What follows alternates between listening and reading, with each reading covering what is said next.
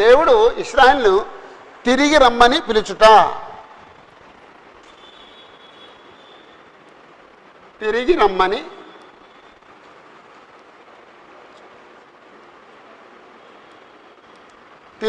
పిలుచుట. Okay. ఏ పరిస్థితుల్లో తిరిగి రమ్మని పిలుస్తున్నాడు? ఒక స్త్రీ తన భర్తను విడిచిపెట్టే, లేకపోతే ఒక పురుషుడు తన భార్యకు పరిత్యాగ పత్రిక ఇచ్చిన తర్వాత ఆమె ఇంకొక వ్యక్తిని చేసుకున్న తర్వాత అతను కూడా ఆమెను విడిచిపెట్టేస్తే ఆ మొదటి వ్యక్తి దగ్గరకు రావటం పాపం అన్నాడండి. అంటే ద్వితీయోపదేశకాండం 24వ అధ్యాయం ప్రకారంగా అలాంటి స్త్రీని ఆ పురుషుడు చేర్చుకుంటాం పాపం. నువ్వు కూడా నన్ను విడిచిపెట్టేసి విగ్రహారాధన చేశావు, అయినా సరే నేను నిన్ను రమ్మంటున్నాను. అది అండి అక్కడ పరిస్థితి. మేము ఎక్కడ చేసాం అని చెప్పేసి అంటే, నువ్వు విగ్రహారాధన చేసిన పర్వతాలన్నీ నేను చూపించగలను, ఆ స్థలాలన్నీ నేను చూపిస్తాను, రుజువులు చేస్తాను అన్నాడండి. అయితే వాళ్ళు ఎలా చేశారట? ఎడారి మార్గమున అరేబియా దేశస్థుడు కాసున్నట్టుగా నువ్వు పాపం చేయడానికి కాసున్నావు అన్నాడండి.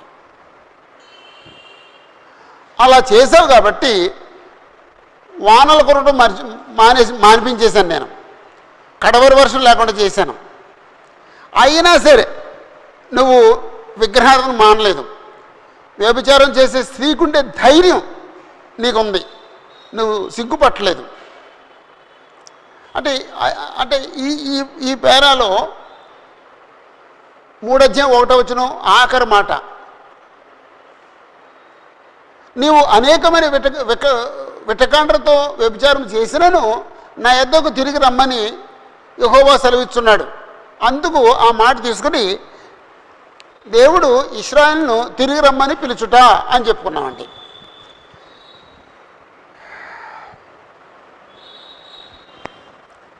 ఆరో వచనం నుండి 11వ వచనం వరకు.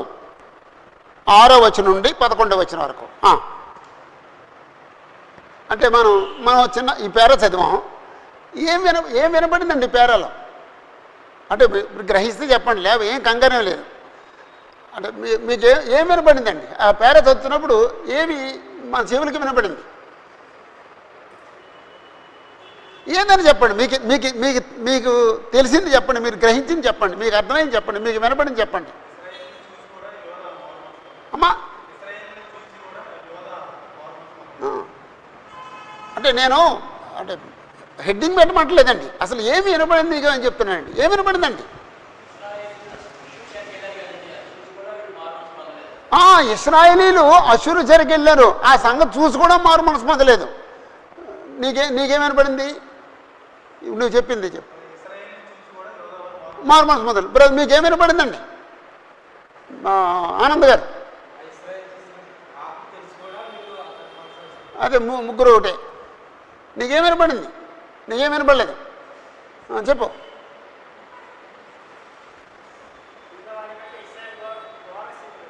అబ్బబ్బా, అంటే యూదా ఇశ్రాయేలుని మించిపోయిందటండి.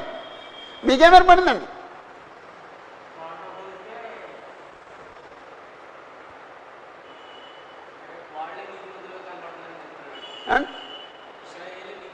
ఇశ్రాయేలే బెటర్గా కనపడుతున్నాడు. మీకేమని పడిందమ్మా? ఎవరిని విశ్వాసఘాతకులు అన్నారు? యూదాని విశ్వాసఘాతకులు అన్నాడు. మరి ఇశ్రాయేల్ ఏమన్నాడు? ద్రోహి. ఇశ్రాయేల్ ఏమో ద్రోహి అన్నాడండి. ద్రోహియగు అని, విశ్వాసఘాతకురాలగు. నీకేమని పడింది?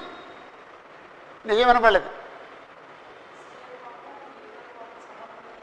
సమానంగా ఉన్నాయి అనిపించింది. ఓకే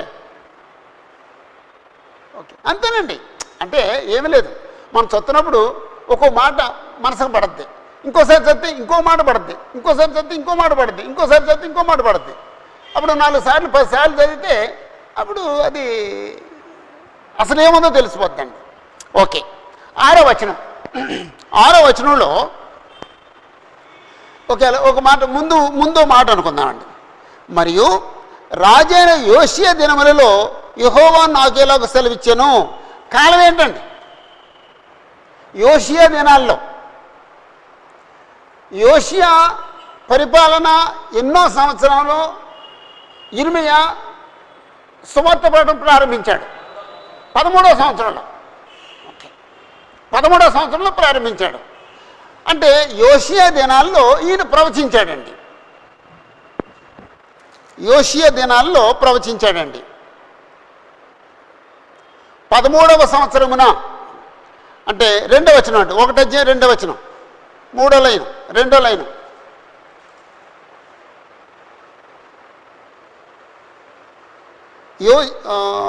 ఆమోను కుమారుడైన యోషియా యోధాకు రాజు ఉండగా అతని ఏలుబడి 13వ సంవత్సరమున యెహోవాకు ఇర్మియాకు ప్రత్యక్షమాయను. ఆ ప్రక్కన 13 వేసేసుకోవాలి, అంకీలు వేసేసుకోవాలండి. ఓకే,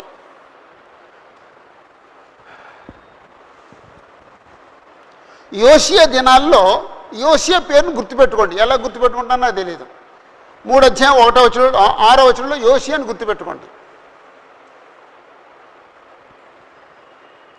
ఏదన్నా కలర్ స్కెచ్ పెన్ ఉంటే దాంతో గుర్తుపెట్టుకోండి. యోషియా. నేను ఒక వర్క్ ఇచ్చానండి. ఏ ఏ రాజుల కాలంలో పనిచేశాడు చేశారండి? చేయలేదు. చేశారండి? చేశారు? చేసావా?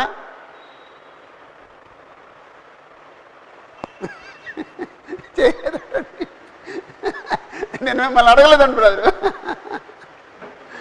ఒకవేళ చేస్తే ఇది చేయాలండి. చేశాను కానీ రాలేదండి. ఆయన చేయలేదండి, ఎవరు చేయరండి. ఓకే, యోషియా కాలంలో వచ్చిన ప్రవచనం అండి ఇది. అప్పుడు అంటున్నాడండి, ద్రోహిణియగు ఇశ్రాయేలు చేయు కార్యము నీవు చూసితివా? ఇశ్రాయేలీకి ఓ పేరు పెట్టాడండి. ఇశ్రాయేలీల్ని ద్రోహిణి అన్నాడండి.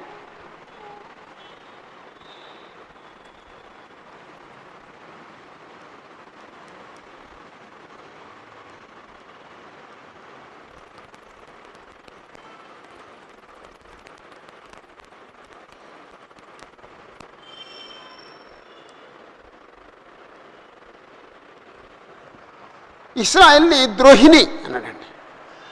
ద్రోహిణి అంటే ద్రోహం చేసింది, ద్రోహం చేసిన స్త్రీ, లేకపోతే ద్రోహం చేసిన పురుషుడు, ద్రోహం చేసిన కొడుకు, ద్రోహం చేసిన తల్లి, ద్రోహం చేసిన కూతురు, ద్రోహం.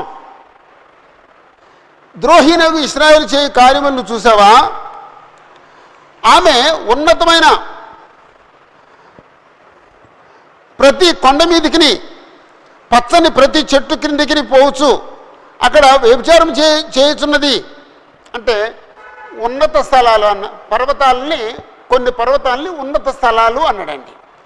ఆ ప్రతి ఉన్నత స్థలం మీద వాళ్ళు బలిపీఠం కట్టి, అంటే ఏదో దేవతకి బలిపీఠం కట్టి అక్కడ పూజలు చేసేవారండి. అంచేత వాళ్ళు ఏమంటే ప్రతి కొండ మీద, ప్రతి చెట్టు మీద, చెట్టు క్రింద, ప్రతి కొండ మీద, ప్రతి చెట్టు కింద వాళ్ళు విగ్రహారాధన చేశారు అన్నాడండి. అంటే ఒకవేళ 6వ వచనానికి ఓ మాట రాసుకోవాలి, ఏం రాసుకోవచ్చండి? ద్రోహిణి అవి ఇశ్రాయేలు ప్రతి కొండ మీద, ప్రతి చెట్టు కింద విగ్రహారాధన చేశాను.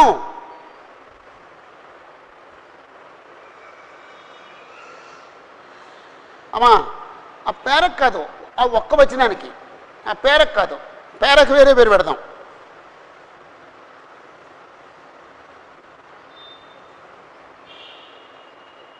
ఓకే, 7వ వచనం. ఆమె క్రియలన్నిటిని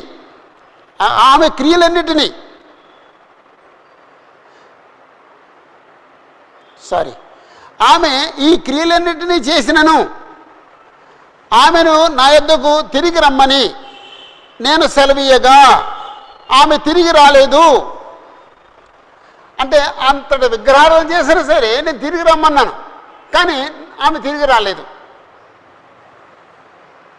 అంటే ఎంత ఘోరమో చూడండి. ఇప్పుడు రివర్స్ అండి. ఇప్పుడు పాపం చేసిన ఇశ్రాయేలు ఏమనాలండి? దేవుడా మమ్మల్ని చేర్చుకో, దేవుడా మేము నిన్ను విడిచిపెట్టేసి మేము విగ్రహాన్ని చేసాం, మమ్మల్ని క్షమించి మమ్మల్ని చేర్చుకో దేవుడా అనాలండి. అంటున్నారండి వాళ్ళు? అంటలేదండి. మరి ఎవరు దిగొచ్చారండి? దేవుడు దిగొచ్చాడండి. దేవుడు దిగొచ్చా ఉన్నాడండి. నువ్వు ప్రతి కొండ మీద ప్రతి చెట్టు కింద విగ్రహార్థం చేసినా సరే నేను నిన్ను తిరిగి రమ్మన్నాను, నువ్వు తిరిగిరా అన్నాడండి. ఇప్పుడు ఎవరు దిగారండి? దేవుడే దిగాడండి. దేవుడే దిగి వాళ్ళు అసలు రమ్మనకూడదండి. ఆయన సృష్టికర్త కాబట్టి, నిబంధన చేసుకున్నాడు కాబట్టి, అబ్రహాముతో వాగ్దానం చేశాడు కాబట్టి తిరిగి రండి అన్నాడండి. తిరిగి రండి అంటే మారు మనసు పొందకుండా రమ్మని కాదండి. తిరిగి రమ్మంటే నువ్వు విగ్రహాలు చేస్తూనే ఉండి పర్లేదు, మారు మనసు పొందక్కలేదు, నువ్వు వచ్చేసి అన్నాడండి. దేవుడు రమ్మన్నాడంటే నువ్వు నన్ను నమ్మి నువ్వు మారు మనసు పొంది రా అని అర్థమండి.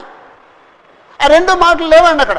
అయినా సరే తిరిగి రమ్మన్నాడంటే మారు మనసు పొందితేనే, మారు మనసు పొందకుండా తిరిగి వస్తే చేర్చుకుంటాడండి ఆయన? చేర్చుకోడండి. కాబట్టి వాళ్ళు ఏమన్నారండి? తిరిగి రాలేదు. ఎవరు కఠినంగా ఉన్నారండి? ఇప్పుడు ఎవరు గొప్పగా ఉన్నారండి? దేవుడిని మించిపోయారండి వాళ్ళు.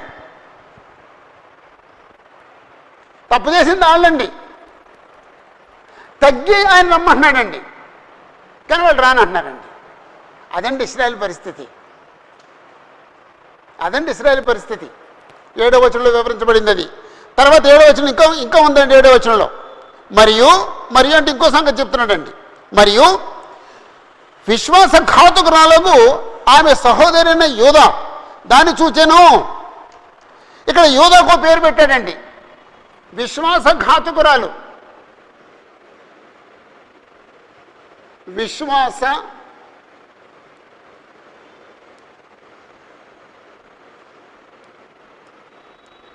విశ్వాసఘాతుకురాలు.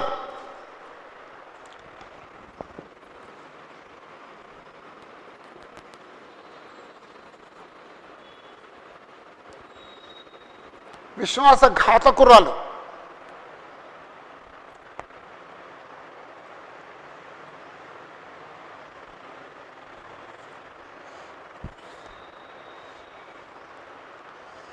అంటే ఈ పేరా మనకి కంట్రోల్లోకి, మన చేతిలోకి రావాలంటే 6వ వచనంలో ఇశ్రాయేలీయులు అనే మాట ఉందండి.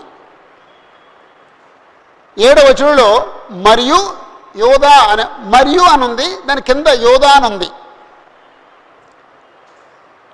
8వ వచనంలో 3వ లైన్లో 4వ లైన్లో యోధా, 10వ వచనంలో 2వ లైన్లో యోధా,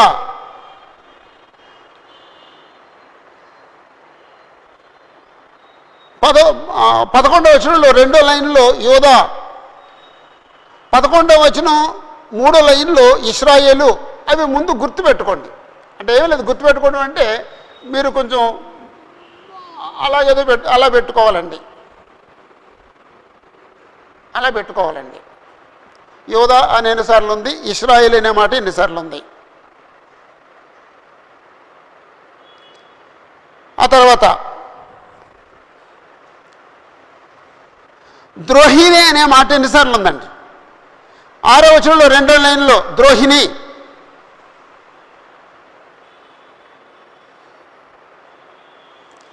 8వ వచనంలో స్టార్టింగ్లో ద్రోహిణి యొక్క ఇశ్రాయేలు,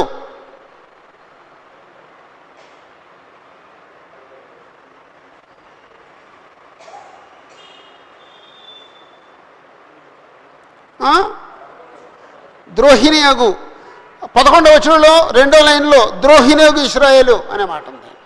అంటే ద్రోహిణి అనే మాటను గుర్తుపెట్టుకోండి.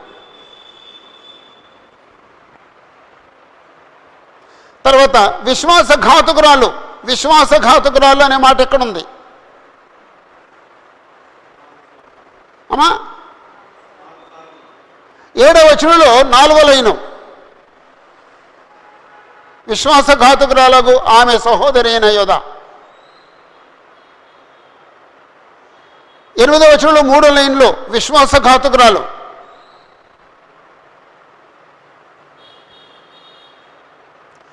10వ వచనంలో ఇంత జరిగినను విశ్వాసఘాతకురాలకు ఆమె సహోదరి. 11వ వచనంలో విశ్వాసఘాతకురాలు ఎన్నిసార్లు ఉందండి? 4 సార్లు. అంటే ఇప్పుడు ఈ పేరాలో ఏమి డిస్కస్ చేస్తున్నాడు అనమాట అండి. ఇశ్రాయేలు ఏమో ద్రోహం చేశారు, యూదా ఏమో రెండు ఒకటే, పదం మార్చాడండి. విశ్వాసఘాతకురాలు, నమ్మక ద్రోహి అంటారు చూడండి, విశ్వాసఘాతకురాలు అనే పదం వాడాడండి. రైట్. ఈ ద్రోహిని ఏం చేసింది? 6వ వచనంలో ప్రతి కొండ మీదకిని ప్రతి పచ్చని ప్రతి చెట్టు క్రిందికిని పోవచ్చు అక్కడ విగ్రహారాధన చేస్తూ వచ్చింది అన్నాడండి. అంటే విగ్రహారాధన అనే పదానికి బదులు ఏం పదం వాడాడండి? వ్యభిచారం అనే పదం వాడాడండి. అంటే విగ్రహారాధన అంటే వ్యభిచారం చేయడంతో సమానం అండి. అంటే ఒక వ్యభిచారం అనే మాట ఎంత ఎంత ఎంత భయంకరమైందో, ఎంత అపవిత్రమైనదో, విగ్రహారాధన అంత అపవిత్రమైంది. 7వ వచనంలో ఆమె ఈ క్రియలన్నిటినీ చేసినాను, ఆమెను నా యొద్దకు తిరిగి రమ్మని నేను సెలవీయగా ఆమె తిరిగి రాలేదు. అది దేవుడు పిలిచినా సరే ఇశ్రాయేలు రాలేదటండి. తర్వాత మరియు విశ్వాసఘాతకురాలకు ఆమె సహోదరుని యూదా దాన్ని చూచెను.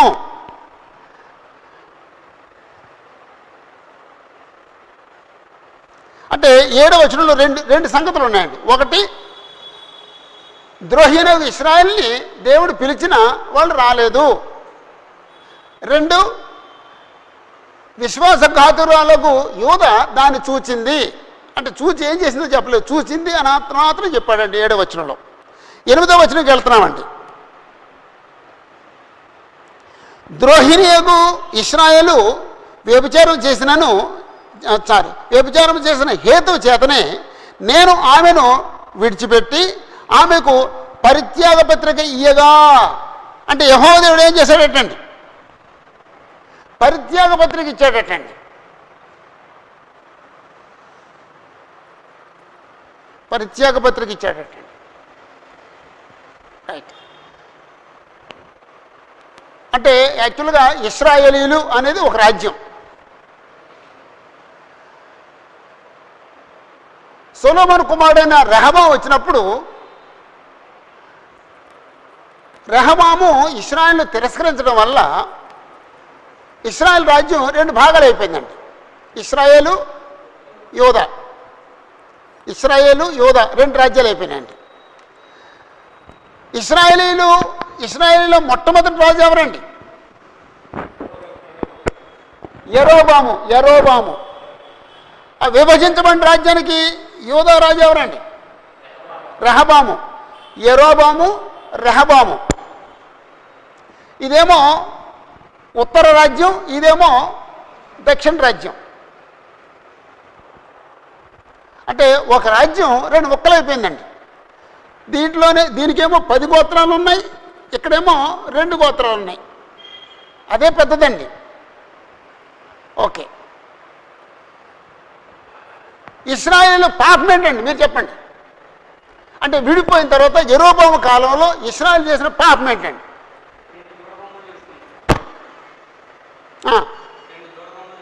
అంతేనండి. దానిలోనూ బేతుల్లోనూ 2 దూడ బొమ్మలు నిలబెట్టి ఇశ్రాయేలారా ఐగుప్తు నుంచి మనం విడిపించిన దేవుడని యెహోవా ఇవే అంటే యెహోవాని ఏం చేశారండి? వాళ్ళు ఒక దూడ బొమ్మలో చేశారండి. అదండి ఆ పాపం ప్రారంభమైందండి. అప్పుడు దేవుడని యెహోవా ఏం చేశాడండి?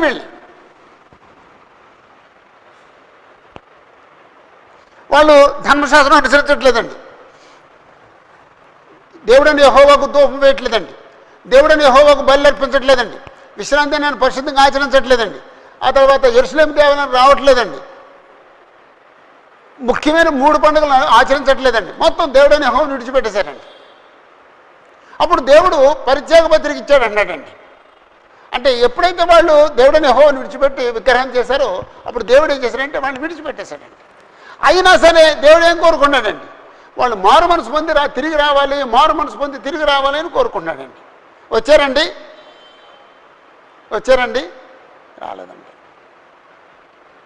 రాలేదండి.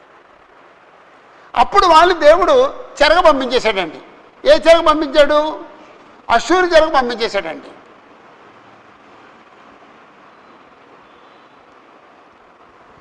ఏ సంవత్సరం పంపించాడండి అష్షూరు చెరకి?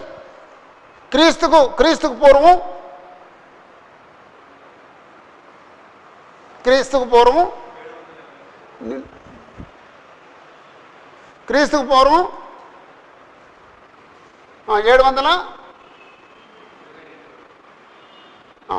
లేకపోతే 721 లేకపోతే 722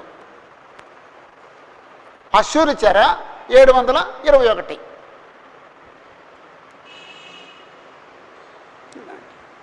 అప్పుడు అంటే అష్షూరు చెరకి వెళ్ళానంటే దాని అర్థం ఏంటి? యెహోవా విడిచిపెట్టేశాడు అనమాట అండి. వాళ్ళు యెహోవా విడిచిపెట్టేశాడండి.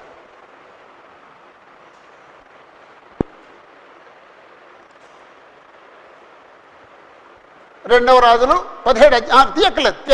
రెండవ రాజులు 17 అధ్యాయంలో ఈ విషయం ఉంటుందండి. రెండవ రాజులు 17 అధ్యాయంలో వీళ్ళు అష్షూరు చెరకు వెళ్ళిన సందర్భం ఉంది. తర్వాత ఎప్పుడన్నా ఇప్పుడు రాసుకోండి, తర్వాత ఎప్పుడన్నా చదువుకోండి. ఓకే. ద్రోహినేగు ఇశ్రాయేలు వ్యభిచారం చేసిన హేతు చేతనే నేను ఆమెను విడిచిపెట్టి ఆమెకు పరిత్యాగ పత్రిక ఇచ్చాను. ఇయ్యగా విశ్వాసఘాతుకురాలకు ఆమె సహోదరుని యూదా చూచియు తానును భయపడక వ్యభిచారం చేస్తూ వచ్చున్నది. ఇప్పుడు యాక్చువల్గా దేవుడని యెహోవా ఇశ్రాయేలుని విడిచిపెట్టేసినప్పుడు యూదా ఏం చేయాలండి? భయపడి జాగ్రత్త పడాలండి. అమ్మో, ఈ పని చేయడం వల్ల యెహోవా దేవుడు వాళ్ళని విడిచిపెట్టేశాడు, వాళ్ళు చెరకెళ్ళిపోయారు, మనకు అలాంటి పరిస్థితి రాకుండా ఉంటాడు, మనం జాగ్రత్త పడాలి అనుకోవాలండి. జాగ్రత్త పడ్డారండి? జాగ్రత్త పడలేదండి. ఇక్కడ చిన్న విషయం చెప్తానండి. తండ్రి తాగుబోతూ భయంకరంగా బ్రతికాడండి. కొడుకేం చేయాలండి? లైఫ్లో ఎప్పుడు సారా జోలికి వెళ్ళకూడదండి. కారణం తండ్రిని చూశాడండి కళ్ళారా. అతను త్రాగేసి ఎంత అసహ్యంగా బ్రతికాడో కొడుకు చూశాడండి. తనకు చివరికి ఏదో లివర్ క్యాన్సర్ వచ్చి ఏదో వచ్చి చచ్చిపోయాడండి. అవమానంగా బ్రతికాడండి, అగ్లీగా బ్రతికాడండి. అప్పుడు కొడుకు ఆ పని చేయకూడదండి. కొడుకు కూడా తండ్రిలాగా తాగుతున్నాడంటే అర్థం ఏంటండి? ఆడికంటే దరిద్రుడికి ఎవడు ఉన్నాడండి. ఇక్కడ తండ్రి అప్పులు చేశాడండి, కొడుకు ఏం చేయాలండి? లైఫ్లో అప్పు చేయకూడదండి. అంతేనండి.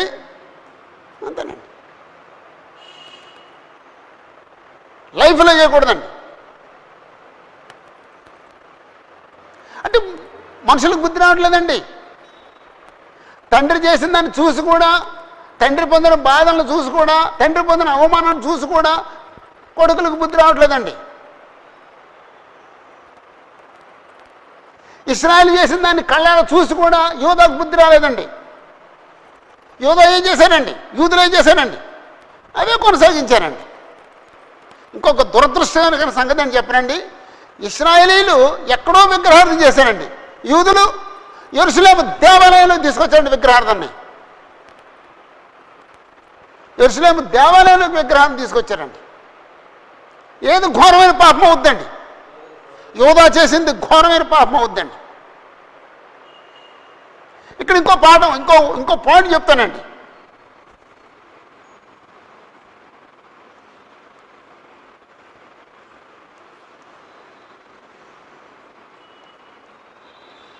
శిరస్సు యేసుక్రీస్తు, శరీరం సంఘం, అవయవాలు.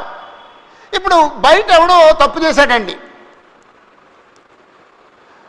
క్రీస్తుకు శరీరంలో ఉండి ఒకడు తప్పు చేశాడండి. ఇది పాపమే, ఇది పాపమే. ఇది ఘోరమైన పాపమా, ఇది ఘోరమైన పాపమా? అర్థమైందండి? ఇప్పుడు ఈడెవడో ఇక్కడ తాగాడండి, లోకస్తుడు ఎవడో తాగాడండి, క్రీస్తు శరీరంలో ఉన్నవాడు ఒకడు తాగాడండి. ఏది ఘోరమండి? త్రాగడం రెండు తప్పే, కానీ ఏది ఘోరం?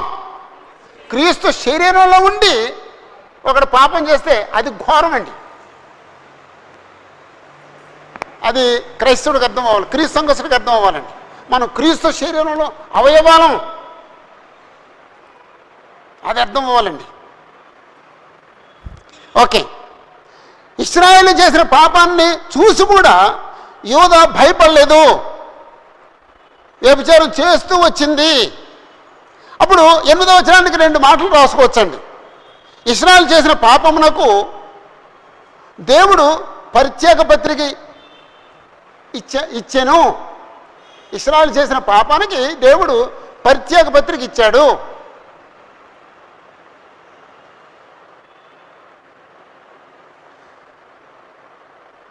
యూదా దాన్ని చూచి భయపడలేదు, విగ్రహార్థంలో కొనసాగను.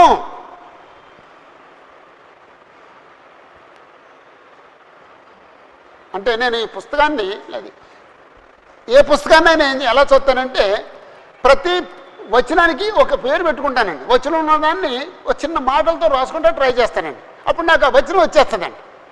ఎహెజ్కేలు గ్రంథం అంతా అలాగే చదివానండి, అలాగే రాశానండి. ఇర్మియా గ్రంథం అంతా కూడా అలాగే రాస్తున్నానండి. ఎందుకంటే ప్రతి వచనానికి పేరు పెట్టుకుంటానండి. ప్రతి వచనానికి పేరు పెడతాను. ప్రతి వచనంలో ఎన్ని పాయింట్లు ఉన్నాయి, 2 పాయింట్లు ఉన్నాయా, 3 పాయింట్లు ఉన్నాయో రాసుకుంటానండి. అప్పుడు కానీ అదేదో మనకు రాదండి. అంచేత 8వ వచనానికి రెండు మాటలు రాసుకున్నాం. ఒకటి, ఇశ్రాయేలు చేసిన పాపానికి దేవుడు పరిత్యాగ పత్రిక ఇచ్చాడు. 2, యూదా దాన్ని చూసి కూడా భయపడలేదు, విగ్రహార్థంలో కొనసాగింది. 9వ వచనం, రాళ్లతోనూ మొద్దులతోనూ వ్యభిచారం చేశాను. అంటే రాతి విగ్రహాలు చేసుకుంది, మొద్దులతో అంటే కర్ర విగ్రహాలు చేసుకుంది. అంటే విగ్రహాలు రాతితో చేసుకుంటారు, కర్రతో చేసుకుంటారు. ఇంకా ఇంకా ఇంకా ధనవంతులు వెండితో చేసుకుంటారు, ఇంకా ధనవంతులు అయితే బంగారంతో చేసుకుంటారు. ఇశ్రాయేలు బాగా ధనవంతులండి. మోషే సేనాయి పర్వతం మీదకి ధర్మశాస్త్రం తీసుకురావడానికి వెళితే కింద ఏం చేశారండి? బంగారు దూడం చేశారండి. బంగారు దూడం చేశారండి. వాళ్ళు బాగా ధనవంతులండి. ఐగుప్తుని దోసుకొచ్చారు కదండి, ఆ డబ్బుతో, ఐగుప్తు బంగారంతో. రాళ్లతోనూ మొద్దులతోనూ వ్యభిచారం చేశాను. రాళ్లతో అంటే రాతి విగ్రహాలు, మొద్దులతో అంటే చెక్కతో చేసిన విగ్రహాలు అని. ఆమె నిర్భయముగా వ్యభిచారం చేసి దేశమును అపవిత్రపరిచాను. అంటే విగ్రహార్థం చేయటం వల్ల, నిర్భయంగా విగ్రహార్థం చేయటం వల్ల దేశాన్ని అపవిత్రపరిచాను. అంటే ఒక మనిషి విగ్రహార్థం చేస్తే తన దేహాన్ని అపవిత్రపరుచుకుంటాడు. ఒక వ్యక్తి విగ్రహార్థం చేస్తే తన కుటుంబాన్ని అపవిత్రపరుచుకుంటాడు. ఒక వ్యక్తి విగ్రహార్థం చేస్తే తన ప్రాంతాన్ని అపవిత్రపరుస్తాడు. ఒక వ్యక్తి విగ్రహం చేస్తే తన దేశాన్ని అపవిత్రపరుస్తాడు. ఇప్పుడు మన దేశం పరిస్థితి ఏంటి చెప్పండి నాకు. ఇప్పుడు ఒక వ్యక్తి చేస్తేనే దేశం అపవిత్రం అయిపోతే, ఇప్పుడు మన దేశంలో ఎంతమంది అండి విగ్రహం చేసేవాళ్ళు? 99% అండి. అంతేనండి. 99% అండి. 2% క్రిస్టియన్స్ అంటండి. క్రిస్టియన్స్లో విగ్రహం చేసేవాడు ఎంతమంది అండి? ఆ 2%లో 99 ఎంతమంది అండి విగ్రహం చేయని వాళ్ళు?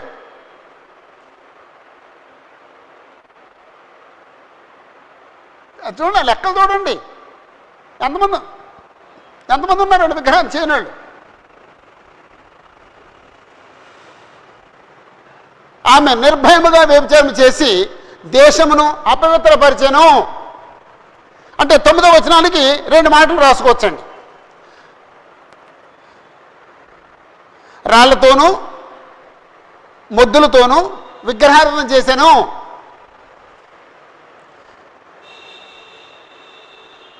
యూదా విగ్రహారాధన చేయడం వల్ల దేశము అపవిత్రపరచబడెను.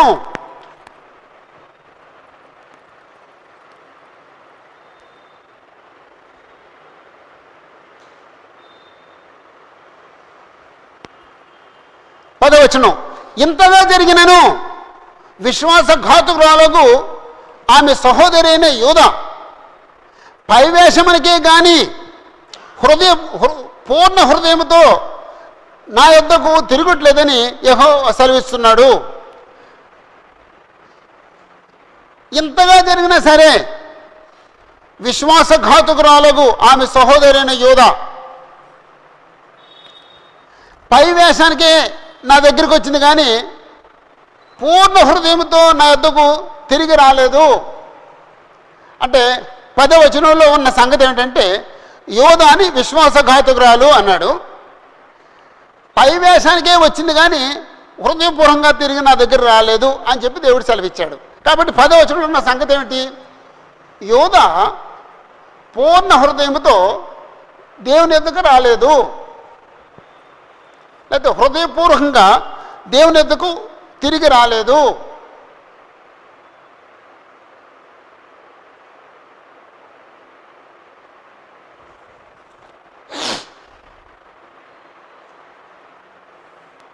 ఇక్కడ చిన్న మాట అనుకుందామండి.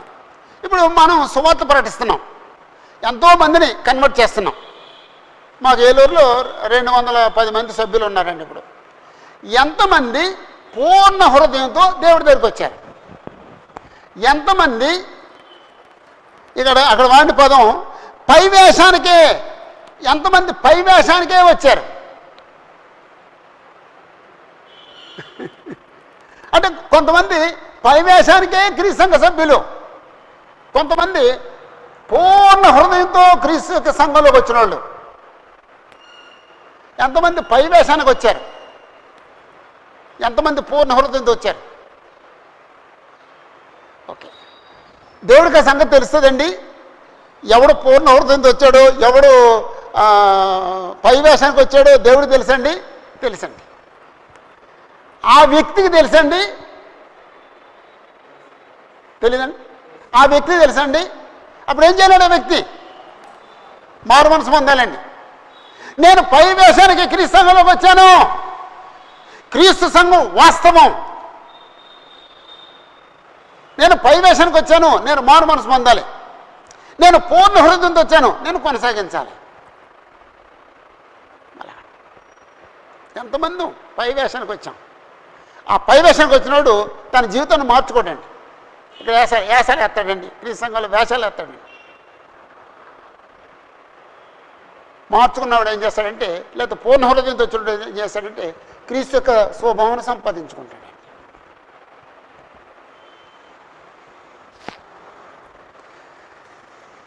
11వ వచనం కాగానే విశ్వాసఘాతుకురాలకు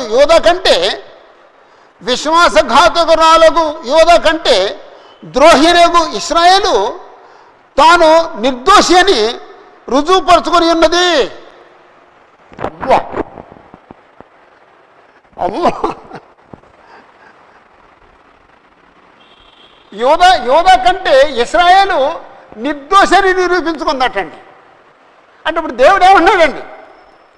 ఈ యోధ కంటే ఇశ్రాయేలే బెటర్ అన్నాడండి. ఎలా బెటర్ అవుద్ది? ఇలాగనమాట అండి. చెప్పండి.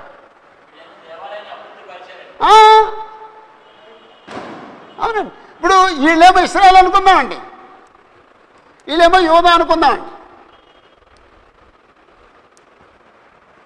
వీళ్ళు ఇశ్రాయేల్ అనుకుందామండి, వీళ్ళు యోధ అనుకుందామండి. ఇశ్రాయేల్ ఏమో బయట తాగారండి, యూదులేమో క్రీస్తు శరీరంలో నుండి తాగారండి. ఏది భయంకరమైన పాపం అండి? ఇది భయంకరమైన పాపం అండి. యోధా చేసిన ద్రోహం ఏంటండి? ఘాతకత్వం ఏంటండి?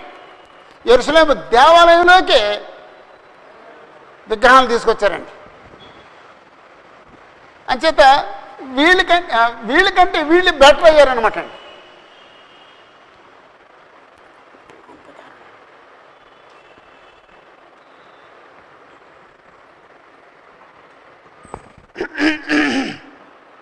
ఇప్పుడు చెప్పండి, ఈ 6వ వచనం నుండి 11వ వచనం వరకు ఏం పేరు పెట్టుకుందామండి?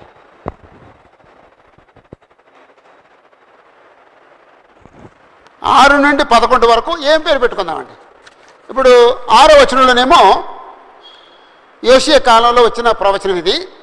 ద్రోహినేగు ఇశ్రాయేలు ప్రతి కొండ మీద పచ్చని ప్రతి చెట్టు కింద విగ్రహారాధన చేసింది. 7వ వచనంలో ఆయనను తిరిగి రమ్మని యెహోవా సెలవీయగా వాళ్ళు తిరిగి రాలేదు. యూదా విశ్వాసఘాతకురాలు దాన్ని చూచింది. 8వ వచనం ఇశ్రాయేలు చేసిన పాపానికి నేను దేవుడు పరిత్యాగ పత్రిక ఇచ్చాను. యూదా దాన్ని చూసి కూడా భయపడలేదు, విగ్రహారాధనలో కొనసాగింది.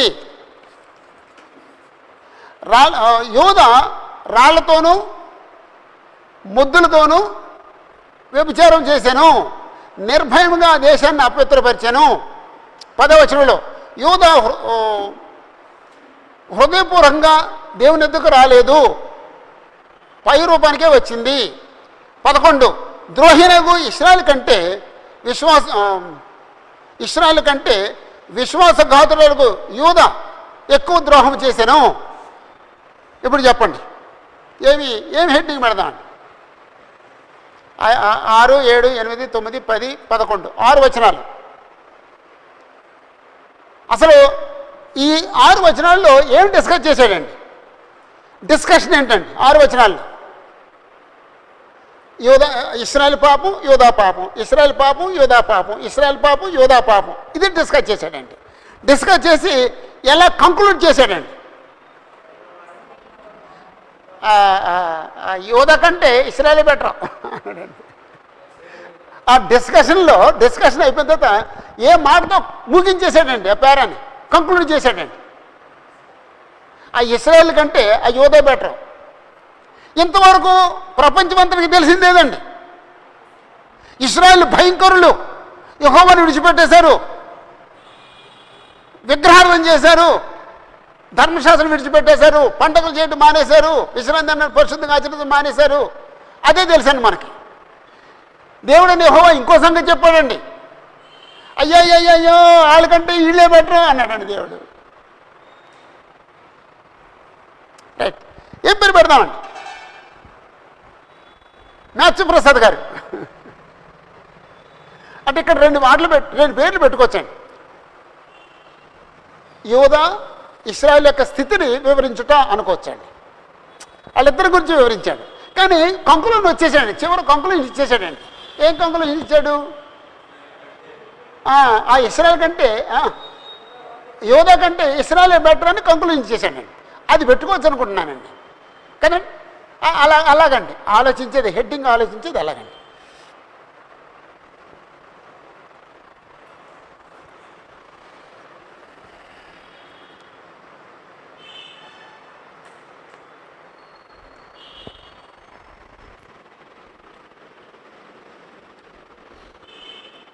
యూదా కంటే ఇశ్రాయేలు మెరుగని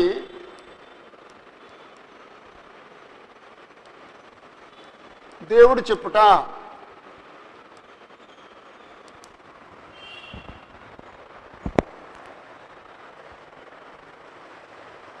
హెడ్డింగ్లు రెడ్డింగ్తో పెట్టుకుంటే బాగుంటుందండి. నోట్స్ అంతానేమో బ్లూ ఇంక్తో రాసుకొని హెడ్డింగ్ రెడ్డింగ్తో పెట్టుకుంటే ఆ కొట్టొచ్చినట్టు కనపడుతుందండి.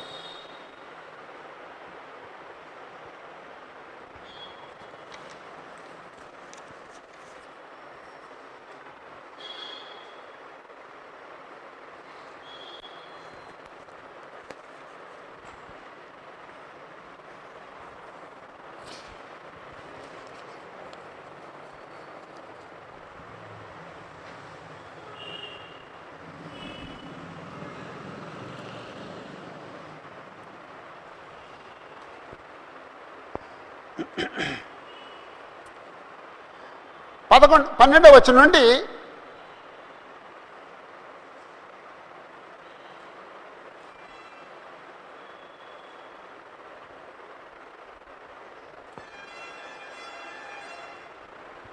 ఇరవై 22వ వచనం వరకు,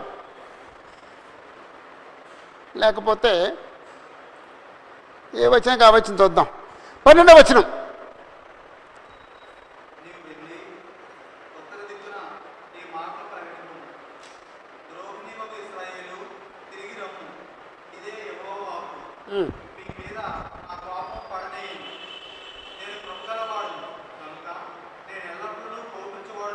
ఒక్క నిమిషం. అంటే 12వ వచనం ఒకటే చదివామండి. 12వ వచనం ఒకటే చదివామండి. ఏముందండి 12వ వచనంలో?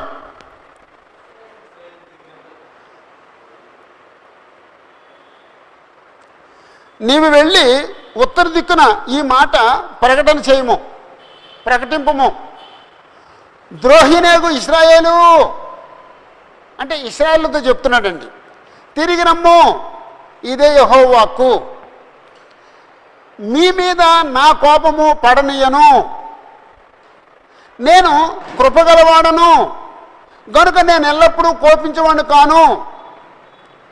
అంటే ఆ 12వ వచనం ఒకటే ఆలోచిస్తే ఆ 12వ వచనం ఉన్న సంగతి ఏంటంటే దేవుడని యెహోవా ఇశ్రాయేలుని తిరిగి రమ్మని చెప్తున్నాడు.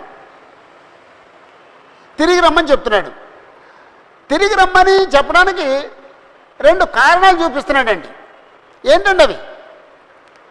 మీ మీద నా కోపం పండియను, మీరు తిరిగి రండి. నేను కృపగలవాణ్ణి, నేను ఎల్లప్పుడూ కోపించేవాడిని కాను. అంటే కోపానికి సంబంధించి 2 మాటలు ఉన్నాయి. కృపగలవాణ్ణి అని ఒకటి చెప్పాడు, అంటే 2 కారణాలు చెప్పాడండి. లేకపోతే 3 మాటలు చెప్పాడండి. మీ మీద నా కోపము పడనీయను గనుక తిరిగి రండి, నేను కృపగలవాడను గనుక తిరిగి రండి, నేను ఎల్లప్పుడూ కోపించేవాడిని కాను గనుక తిరిగి రండి అన్నాడండి. అంటే ఇప్పుడు ఆ 12వ వచనానికి ఏం పేరు పెట్టుకోవచ్చండి?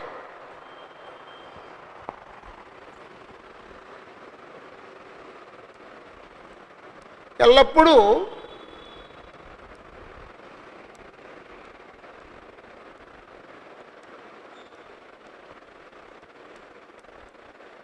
ఎల్లప్పుడూ కోపించేవాడిని కాను గనుక తిరిగి రండని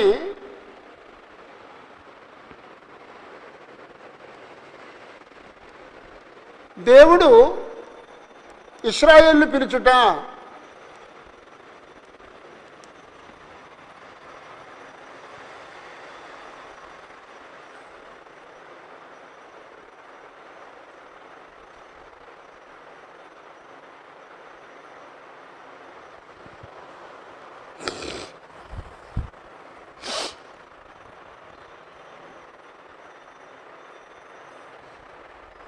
అంటే ఇదే యెహోవా వాక్కు అనే మాట 2 సార్లు ఉందండి. ఉత్తర దిక్కున ఈ మాట ప్రకటన చేయము, ప్రకటింపము. ద్రోహినకు ఇశ్రాయేలు తిరిగి రమ్ము, ఇదే యెహోవా వాక్కు. మీ మీద నా కోపం పండియను, నేను కృపగలవాడను కనుక నేను ఎల్లప్పుడూ కోపించేవాడును కాను, ఇదే యెహోవా వాక్కు. అంటే ఇదే యెహోవా వాక్కు అనే మాట 2 సార్లు ఉందండి 12వ వచనంలో. 2 సార్లు చెప్పి అన్న మాటలు ఏంటంటే తిరిగిరా, నేను కోపించేవాడిని కాను, కృపగలవాడను. ఈ ఇర్మియా గ్రంథం చదువుతూ మీరు చిన్న పని చేయండి, నేను చిన్న వర్క్ ఇస్తాను మీకు. దేవుడు తన గురించి చెప్పుకున్నా సరే, లేకపోతే దేవుడి గురించి గ్రంథకర్త చెప్పినా సరే, దేవుడి గురించి రాయబడిన మాటలు ఇక్కడ దేవుడు ఏం చెప్తున్నాడండి? తన గురించి ఏం చెప్పుకున్నాడండి? నేను కృపగలవాడిని, నేను ఎల్లప్పుడూ కోపించేవాడిని కాను.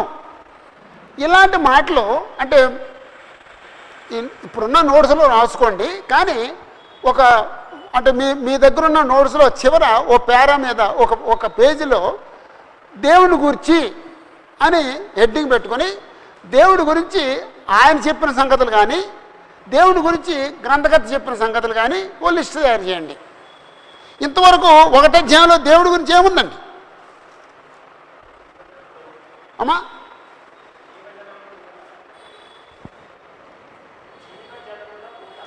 జీవజలముల ఊట. 1వ అధ్యాయంలో 2వ అధ్యాయంలో మాట. 2వ అధ్యాయంలో 1వ అధ్యాయంలో ఏముందండి?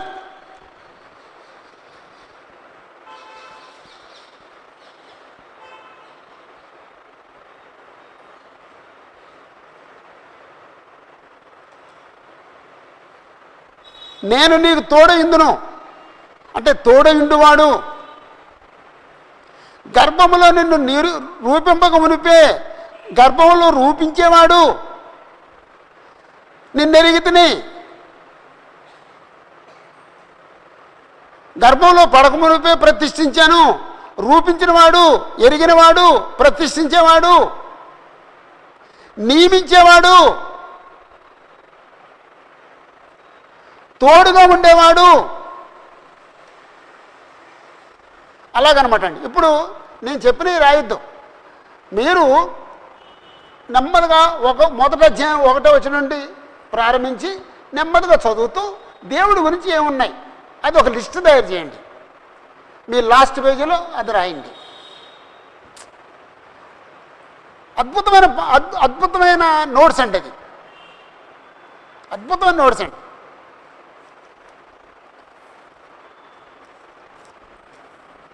ఓకే, దేవుడు ఏదండి తల్లి గర్భంలో రూపించేవాడు, దేవుడు ఎరిగినవాడు, దేవుడు ప్రతిష్ఠించేవాడు, దేవుడు తోడుగా ఉండేవాడు,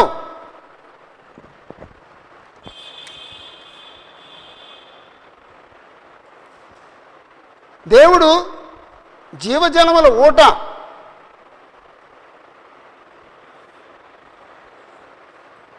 ఓకే. 12వ వచనంలో ఎల్లప్పుడూ కోపించేవాడు కాను గనుక తిరిగి రండి అని దేవుడు ఇశ్రాయేలును పిలుచుట. ఈ 3 అధ్యాయంలో తిరిగి రండి అనే మాట ఎన్నిసార్లు ఉందండి? 3:1 ఉందండి. తిరిగి రమ్మని యెహోవా సెలవిస్తున్నాడు. అంటారు 3:1. తర్వాత ఎక్కడ ఉందండి? 7వ వచనంలో తిరిగి రమ్మని నేను సెలవీయగా. తర్వాత ఎక్కడుందండి?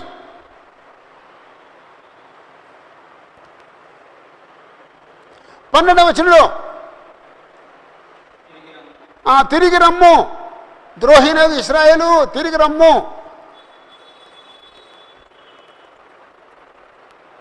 14వ వచనంలో భ్రష్టులకు పిల్లలారా తిరిగి రండి.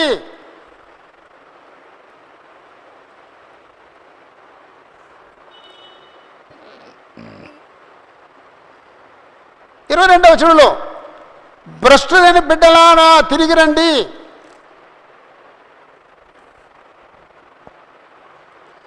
ఎన్నిసార్లు అండి?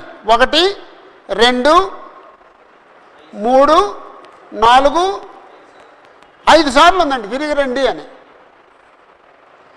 అంటే ఈ అధ్యాయంలో ఏం చెప్తున్నాడు అనమాట అండి? దేవుడు ఇశ్రాయేలును తిరిగి రమ్మని పిలుస్తున్నాడు అని తెలుస్తుందండి.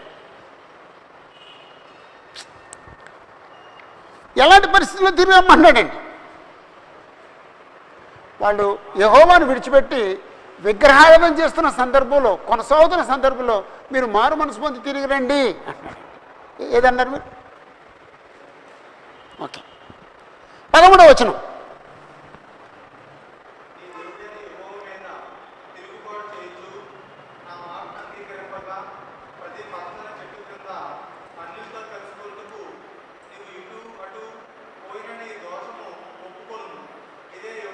చాలండి. 13వ వచనం ఏముందండి?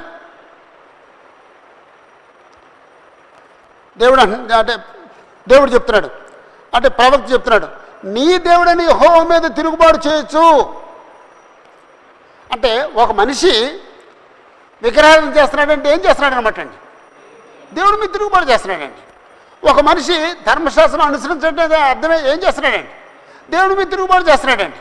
ఒక వ్యక్తి విశ్రాంతిని పరిశుద్ధంగా ఆచరించట్లేదండి, ఏం చేస్తున్నాడండి? దేవుడి మీద తిరుగుబాటు చేస్తున్నాడండి. ఒక మనిషి పండుగలు ఆచరించట్లేదండి అంటే ఏం చేస్తున్నాడు అనమాట అండి? దేవుడి మీద తిరుగుబాటు చేస్తున్నాడు అనమాట అండి. అంతే కదండి. పండుగను ఆచరించలేదంటే పాపం చేయటం అండి. విశ్రాంతి దినాన్ని పరిశుద్ధంగా ఆచరించాలంటే పాపం చేయటం అండి. 8వ దినాన్ని సున్నతి చేయించలేదంటే పాపం చేయటం అండి. దేవుడి మీద తిరుగుబాటు చూడండి. నువ్వు చెప్పింది నేను చేస్తాను అనుకున్నావా? అలాగండి.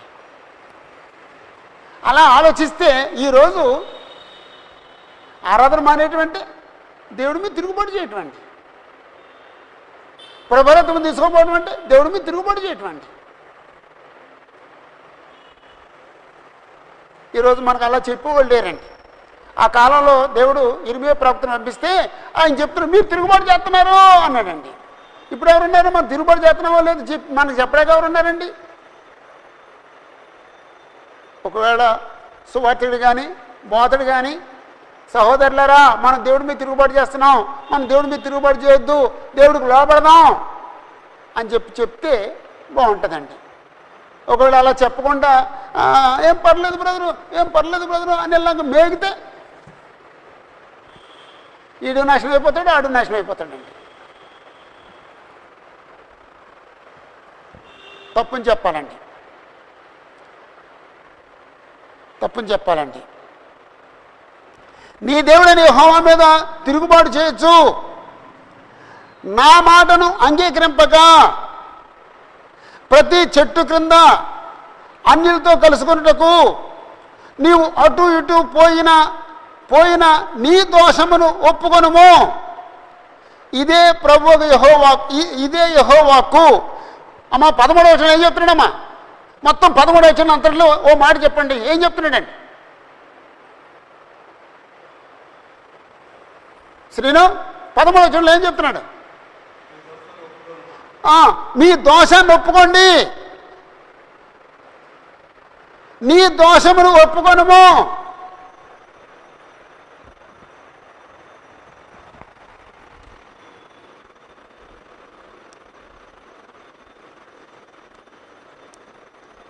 దోషమును ఒప్పుకొని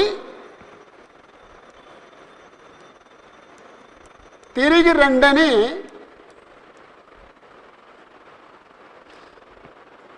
దోషమును ఒప్పుకొని తిరిగి రండని దేవుడు పిలుచుట.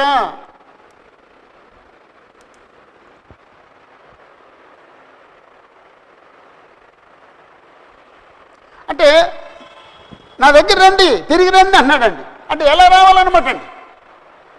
ఒప్పుకొని రావాలండి. ఏం ఒప్పుకోవాలండి? 1,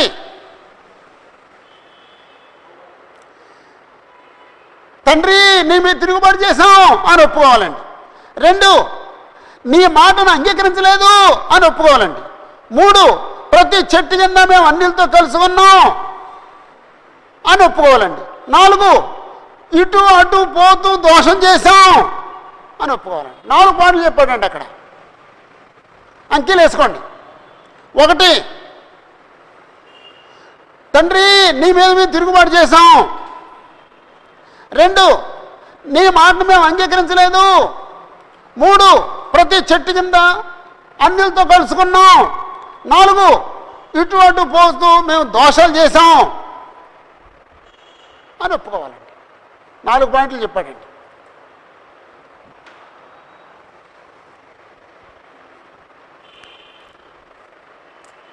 ఇప్పుడు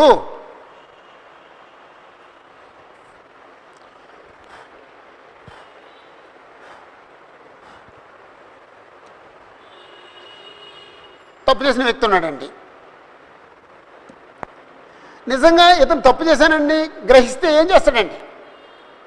ఏడుస్తాడండి, పశ్చాత్తాపడతాడండి, కావాలంటే కాళ్ళ మీద పడతాడండి. ఏడవలేదంటే అర్థం ఏంటండి? మారు మనసు రాలేదన్నమాట అండి. చేస్తాం చేస్తే ఇప్పుడు తప్పనుకుమాడు ఉన్నాడు, వచ్చి తండ్రి దగ్గరకు వచ్చి తప్పు చేయడం ఎవరుంటాడు? అలాగే చేశాను, నేనేదో తప్పు చేశాను, నువ్వు తండ్రి కదా, నేను కొడుకును కదా, ఏదో సరుదుకో అన్నాడండి. ఏమన్నాడండి? తండ్రి నీ కుమారుడిగా ఉండగా నేను అర్హుడు కాను, నీ దాసుల్లో ఒకటిగా చేర్చుకున్నాను, నీ కుమారుడిగా నన్ను చేర్చుకో అనలేదండి. నీ కుమారుడిగా నన్ను చేర్చుకో అని అనుంటే అది మారు మనసు కాదండి. అది మారు మనసు అంటే రుజువు ఏంటంటే నీ కుమారుడు అంటే నేను అర్హుడు కాను, నీకు విరుద్ధంగా పరలోకానికి విరుద్ధంగా నేను పాపం చేశాను, నీ దాసుల్లో ఒకటిగా నన్ను చేర్చుకో. అది తగ్గింపండి. అంటే మారు మనసులో తగ్గింపు ఉంటుందండి. అప్పుడు తండ్రి గొప్పతనం ఏంటండి? నువ్వు దాసుడు ఏంట్రా, నువ్వు నా కుమారుడివి, అంత పనికిమాలినాడు కూడా కౌగులించుకుని కుమారుడుగా స్వీకరించాడండి. తప్పని కుమారుడు దగ్గర ఏం వాసన వస్తుందండి? ఏం వాసన వస్తుందండి అతని దగ్గర? ఏం సెంట్ అండి అది?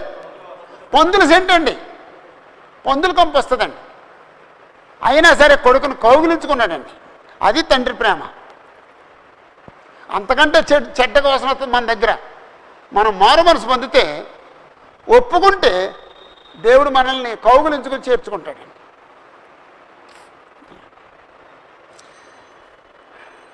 దోషాన్ని ఒప్పుకునే బాధ్యత మాత్రం మందై.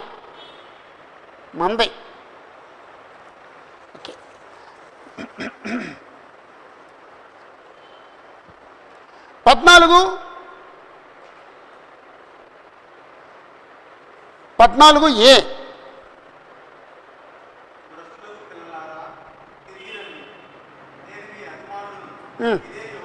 చాలండి. 14aలో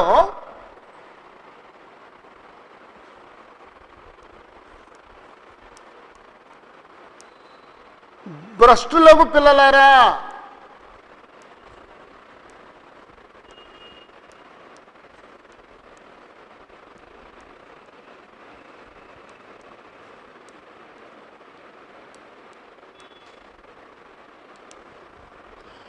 భ్రష్టులకు పిల్లలారా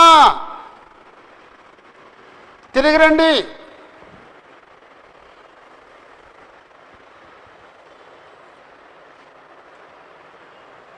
ఎందుకు తిరిగి రావాలండి? నేను మీ యజమానుణ్ణి.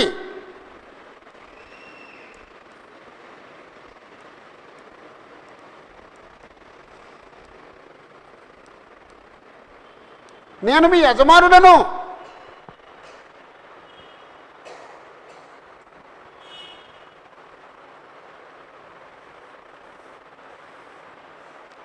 ఇక్కడ యజమానుడు ప్రోకలాడుతున్నాడా, పనివాడు ప్రోకలాడుతున్నాడండి? యజమానుడు ప్రోకలాడుతున్నాడండి, పనివాడే ఉన్నాడండి. నేను రాను.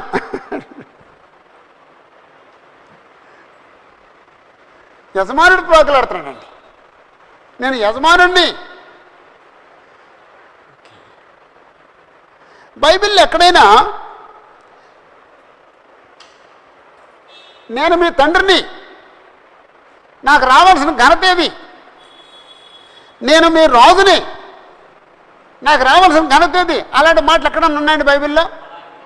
మలకి గ్రంథం. Thank you sir. చెప్పండి సార్, వచ్చిన చెప్పండి సార్. అమ్మా, మలకి గ్రంథం ఒక్క నిమిషం అండి. మలకి గ్రంథం 1వ అధ్యాయం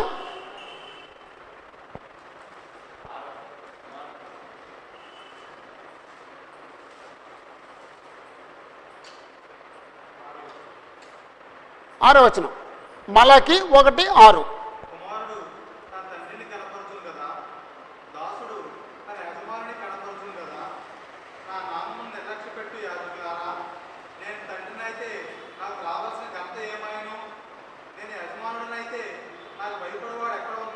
అబ్బాబాబా, చాలండి.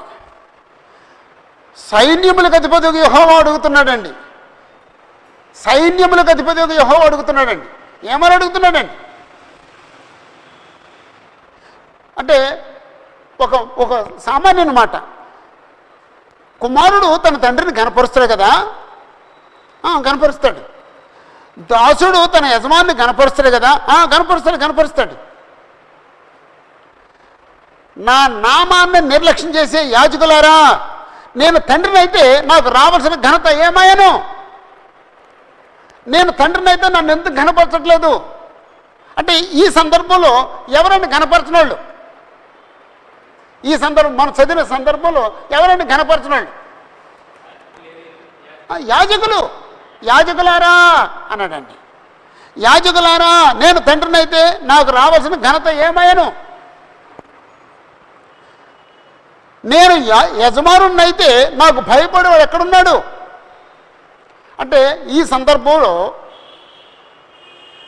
మలాకి కాలంలో లేకపోతే నెహెమ్యా కాలంలో ఇశ్రాయేలు యొక్క పరిస్థితి లేకపోతే లేవీల పరిస్థితి ఎలాగుందండి, యాజకుల పరిస్థితి ఎలాగుందండి?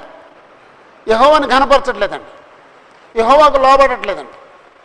అంటే ఇది మలాకి ఏ కాలంలో ప్రవక్తగా పనిచేశాడు?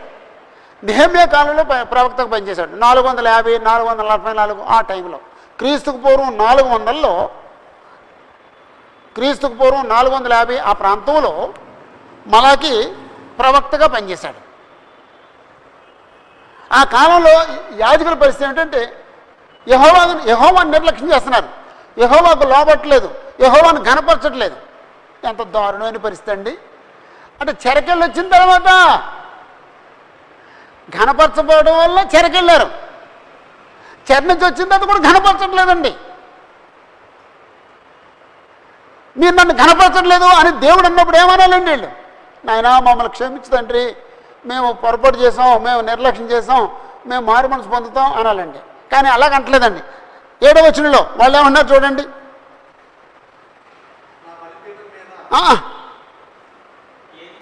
6వ వచనంలో చివరి మాట.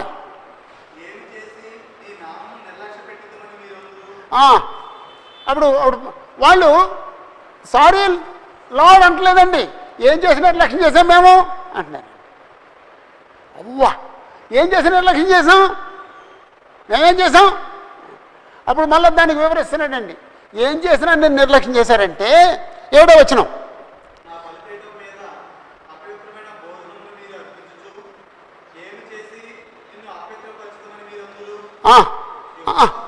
అందరూ అని ప్రశ్న లేదు, ఫుల్ స్టాప్ ఉంది. అందరూ అని ప్రశ్న ఎత్తున్నావు నువ్వు, మీ ఆవిడ ఉందని పక్కన ఆ ప్రశ్న ఉందండి అక్కడ. అంటే బలిపీఠం మీద అపవిత్రమైన భోజనం అర్పిస్తే అది దేవుడిని నిర్లక్ష్యం చేయడం కాదండి. అర్పించకూడదు బలిపీఠం మీద అర్పిస్తే అది దేవుడిని నిర్లక్ష్యం చేయడం కాదా? అలా చేస్తున్నారన్నమాట అండి. మళ్ళీ ఏం చేసినావు, నిర్లక్ష్యం చేశావు నిన్ను అని ప్రశ్న అండి. ఎంత దారుణంగా ఉంది చూడండి బ్రదరు. దేవుడి దగ్గర మాట్లాడవలసిన మాట అండి అది. దేవుడు నమ్మినోడు దేవుడి దగ్గర మాట్లాడే మాట అండి అది. దేవుడు అంటే ఏంటో తెలిసినోడు దేవుడి దగ్గర ప్రవర్తించే ప్రవర్తన అండి అది. నేను అంటానండి, చిరిగిపోయిన నలిగిపోయిన రూపాయి కాగితం కూడా చంద వేయటం కూడా పాపమేనండి. ఎవరికి ఇస్తావు చిరిగిపోయిన కాగితం? నువ్వు ఆ కిరాణా కొట్టులో తీసుకుంటాడు, ఆ మాంసం కొట్టాడు మీరు నలిగిపోయిన 100 రూపాయల కాగితం తీసుకుంటాడా? ఆ బియ్యం కొట్లో తీసుకుంటాడా? ఇక్కడ వేసేస్తాం చంద. చందాలో నలిగిపోయిన కాగితం వేయడం కూడా తప్పేనండి.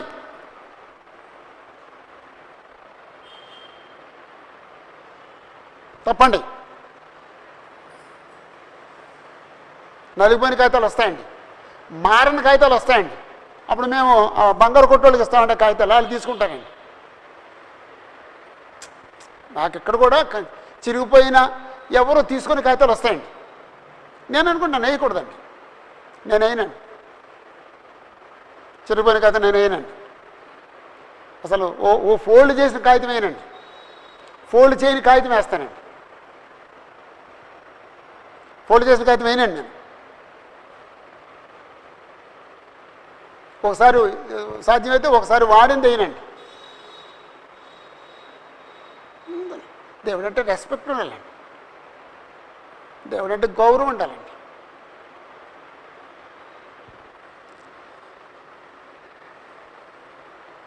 అప్పుడు నేను రాజునైతేనే ఎక్కడుందండి?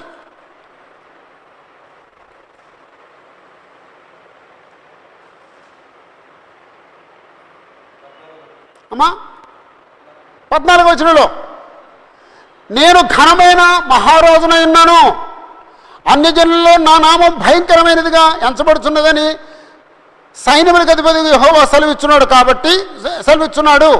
కాబట్టి తన మందలో మగది ఉండగా యెహోవాకు మొక్కుబడి చేసి చెడిపోయిన దానిని అర్పించు వంచకుడు శాపగ్రస్తుడు. యెహోవా దేవుడు మహారాజు గారికి అర్పణ తీసుకొచ్చాడు, లేకపోతే బహుమతి తీసుకొచ్చాడు. ఏం తీసుకొచ్చాడండి? చెడిపోయిన గొర్రెని తీసుకొచ్చాడటండి. అంటే గొర్రెల మందలో మగది ఉండగా ఆరోగ్యంగా బలంగా ఉన్న గొర్రె ఉండగా దాన్ని తీసుకురాకుండా చెడిపోయిందని తీసుకొచ్చాడటండి. వాడు ఎవడంటే వంచకుడు. రాజుగారు అంటే గౌరవం ఉన్నవాడు చెడిపోయిందని తీసుకొచ్చి రాజుగారికి బహుమతికి ఇస్తాడండి. అదండి ఇస్రాయల్ పరిస్థితి. ఓకే, అంటే నేను యజమానుడను అనే చోట మనం ఈ విషయాలు ఆలోచించాం అనమాట అండి. దేవుడని యెహోవా యజమానుడు, దేవుడని యెహోవా తండ్రి, దేవుడని యెహోవా రాజు, దేవుడని యెహోవా సైన్యములకు అధిపతి.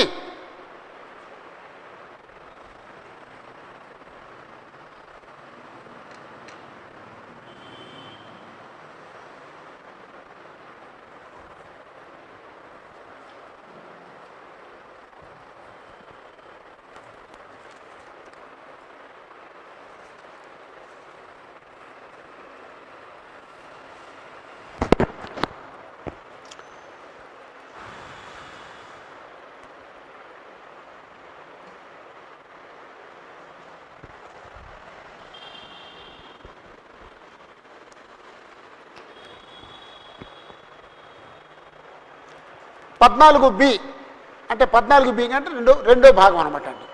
అంటే ఇప్పుడు మనం ఏదైనా డివైడ్ చేసుకునేటప్పుడు 14A, 14B, 14C, 14D అనుకోవచ్చు అనమాట. ఒకవేళ 14 వచ్చిన నాలుగు పాయింట్లు అని అనుకోండి, వాటికి ABC అని పెట్టుకోవాలన్నమాట అండి. ఇప్పుడు 14Aలో ఏముంది? భ్రష్టులకు పిల్లలారా తిరిగి రండి అని దేవుడు పిలుచుట, నేను మీ యజమానుణ్ణి. యాక్చువల్గా అది బి అనుకోవాలండి, మనం ఆ రెండు కలిపి ఏ చేసుకున్నామండి. అప్పుడు తర్వాత 14B అనాలండి. 14Bలో ఏముందండి?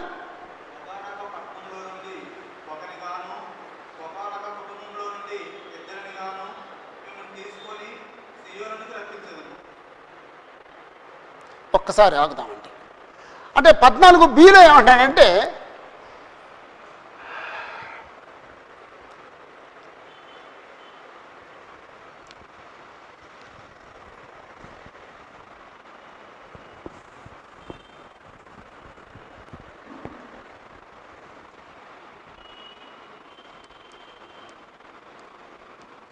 ఒక పట్టణం నుంచి ఒకరిని తీసుకొస్తాను, ఒక కుటుంబం నుంచి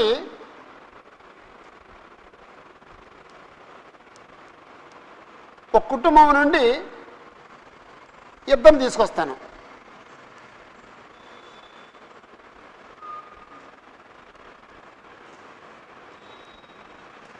ఇంకో పట్టణం నుంచి ఒకరిని తీసుకొస్తాను, ఇంకో కుటుంబం నుంచి ఇద్దరిని తీసుకొస్తాను, ఇంకో పట్టణం నుంచి ఒకరిని తీసుకొస్తాను, ఇంకో కుటుంబం నుంచి ఇద్దరిని తీసుకొస్తాను, ఇంకొక పట్టణం నుంచి ఒకరిని తీసుకొస్తాను. అంటే అలాగండి. ఎక్కడ తీసుకొస్తాడటండి? సియోనుకు తీసుకొస్తాడటండి.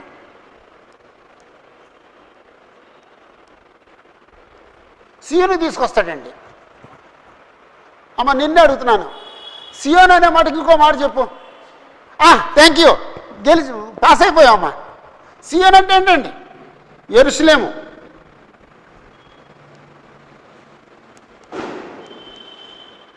అంటే శ్రీను బాగానే వాక్యం చెబుతున్నాడు అన్నమాట దీన్ని బట్టి. సియోన్ అంటే యెరూషలేం అండి. ఓ పట్టణం నుంచి ఒకడిని, ఓ కుటుంబాన్ని నుంచి ఇద్దరిని, ఓ పట్టణం నుంచి ఒకరిని, ఓ కుటుంబాన్ని నుంచి ఇద్దరిని, ఓ కుటుంబాన్ని నుంచి ఇద్దరిని, ఓ పట్టణం నుంచి ఒకరిని, అలాగా ఒక్కొక్కళ్ళు తీసుకొస్తాడటండి. ఎక్కడ తీసుకొస్తాడటండి? యెరూషలేం తీసుకొస్తాడటండి. అది 14Bలో ఉన్న సంగతి. అంతేనండి. ఓకే. 15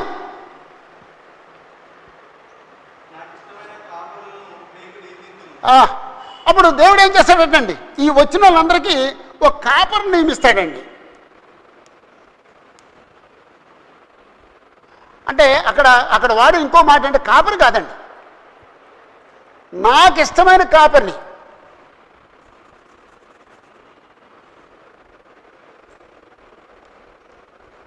దేవునికి ఇష్టమైన కాపరి.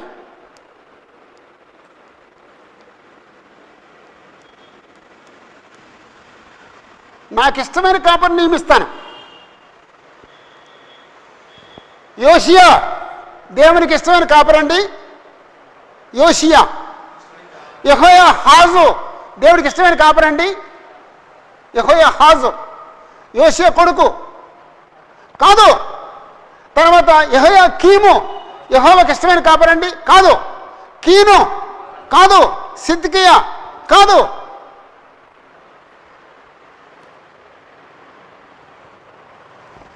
యెహోవాకి ఇష్టమైన కాపరి ఎవరు చెప్పాను? అంతే. యేసు ప్రభు. యేసు ప్రభు కంటే 1000 సంవత్సరాలకు పూర్వం ఉన్నాడు ఒక దేవుడికి ఇష్టమైన కాపరి ఎవరైనా. యేసు ప్రభు కంటే 1000 సంవత్సరాల ముందు ఒక ఆయన ఉన్నాడు ఎవరైనా. అమ్మా దావీదు. 1000 BC, క్రీస్తు పూర్వం 1000. దేవుడికి ఇష్టమైన కాపరండి ఆయన.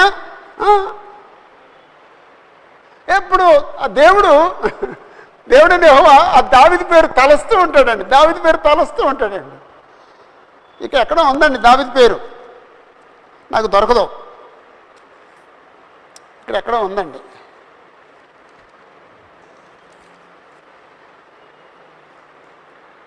నేను పట్టుకోలేనులేండి. సారీ. నాకు ఇష్టమైన కాపర్లు నియమిస్తాను. వాళ్ళు ఏం చేస్తారటండి? వారు జ్ఞానముతోనూ వివేకముతోనూ మిమ్మల్ని ఏలుదురు. మీరు ఆ దేశంలో అభివృద్ధి పొంది విస్తరించు దినములలో జనులు. ఓకే, మీ దగ్గర పెన్నులుంటే కాపరులను నియమించును గుర్తుపెట్టుకోండి. అంటే కాపర్ల గురించి చెప్పాడండి. ఎవరికి కాపర్లు? ఎవరికి ఈ కాపర్లు? ఎవరికి? సీఎంలకు పిలువబడిన వారికి. సీఎంకు పిలువబడిన వారికి.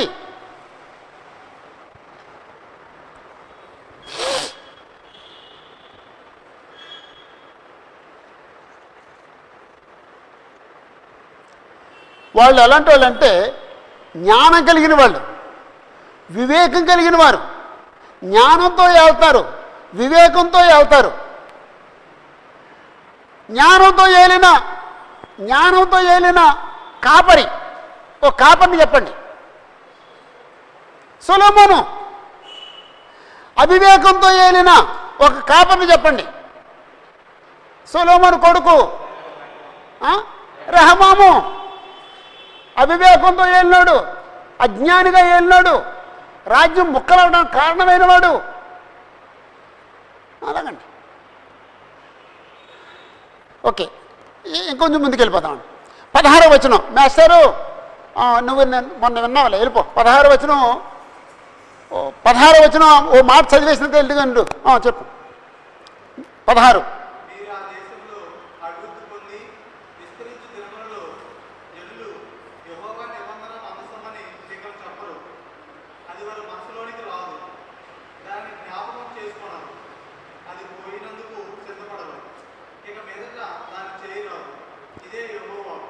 చాలు.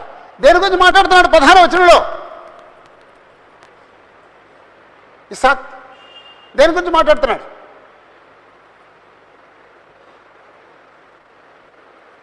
యెహోవా నిబంధన మందసాన్ని గురించి మాట్లాడుతున్నాడు. మనం చెప్పుకున్నాం కదా, వెళ్ళిపో.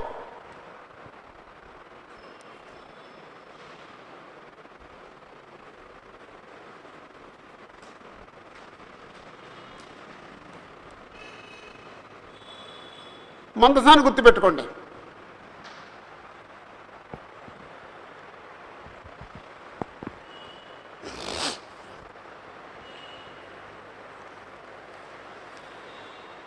అంటే ఇప్పుడు కాపర్ని గుర్తుపెట్టుకున్నాం కదండి. సీఎంలో ఉన్న వాళ్ళకి కాపర్ని ఇస్తాడటండి. ఎలాంటి కాపర్ని ఇస్తాడండి? దేవునికి ఇష్టమైన కాపర్ని ఇస్తాడండి. బైబిల్లో అనేక మంది కాపర్లు ఉన్నారండి.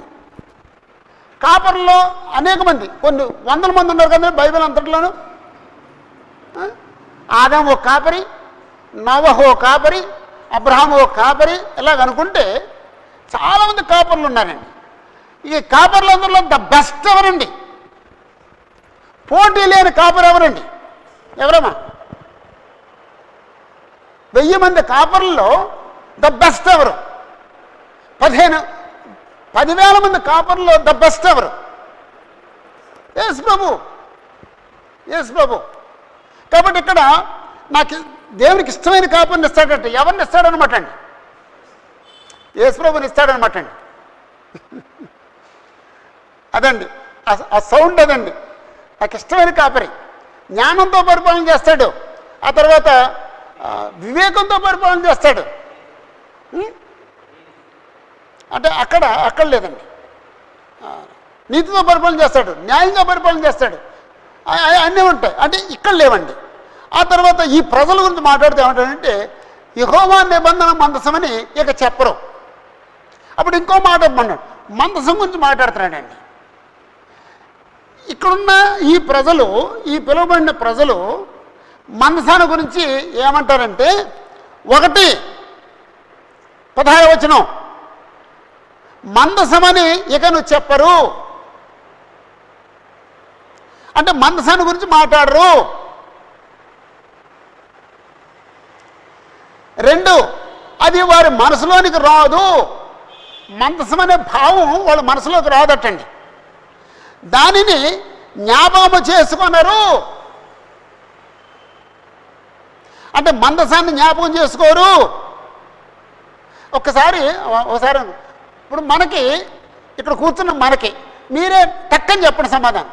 అసలు మనకి యెహోవా నిబంధన మందసం ఎప్పుడైనా గుర్తొస్తుందండి? ఎప్పుడన్నా అంటే నిర్గమకాండం చదివినప్పుడు తప్ప ఎప్పుడైనా గుర్తొస్తుందండి? ప్రార్థనలో ఆరాధనలో కూర్చున్నప్పుడు మందసం గుర్తొస్తుందమ్మా? గుర్తురాదండి.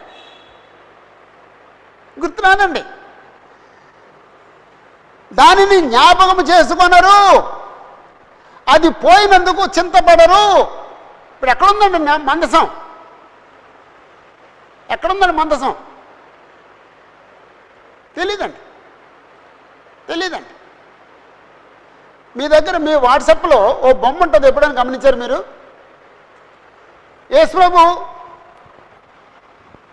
యేసుప్రభు శిలువలో చనిపోయినప్పుడు యేసుప్రభు రక్తం చిందిస్తే ఆ రక్తం ఇది భూమి, ఈ భూమి బద్దలైపోయి లోపల ఎక్కడో మందసం ఉంటుందండి. ఆ మందసం పడుతున్నట్టుగా బొమ్మ ఉంటుంది. మీరు ఎవరిని గమనించారండి? మీ వాట్సాప్లో ఉందండి, గమనించలేదండి?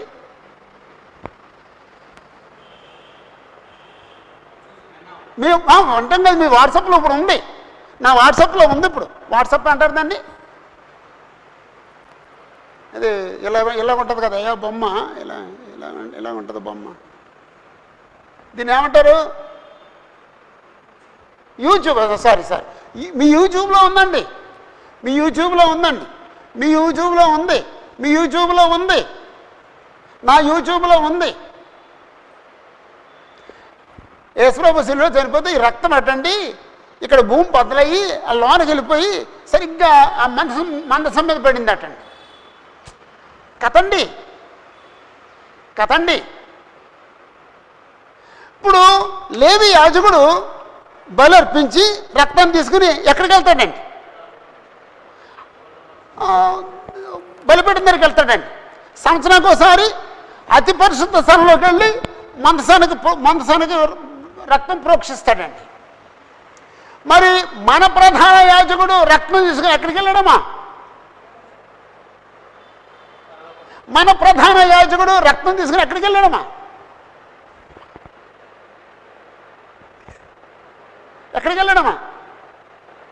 అసలు మన ప్రధాన యాజకుడు ఎవరు? యేసుప్రభు రక్తం తీసుకుని ఎక్కడికి వెళ్ళారు?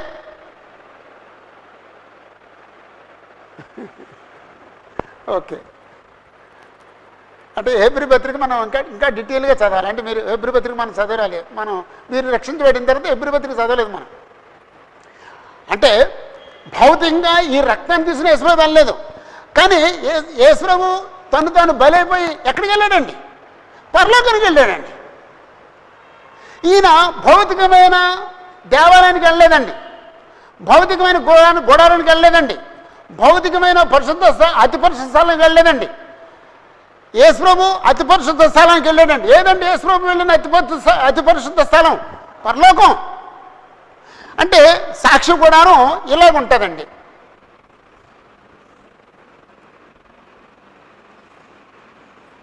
ఆవరణం, పరిశుద్ధ స్థలం, అతి పరిశుద్ధ స్థలం. ఆవరణం, పరిశుద్ధ స్థలం, అతి పరిశుద్ధ స్థలం. ఇప్పుడు గుడారం ఎలా ఉంటుందండి? ఇలాగ ఉంటుందండి.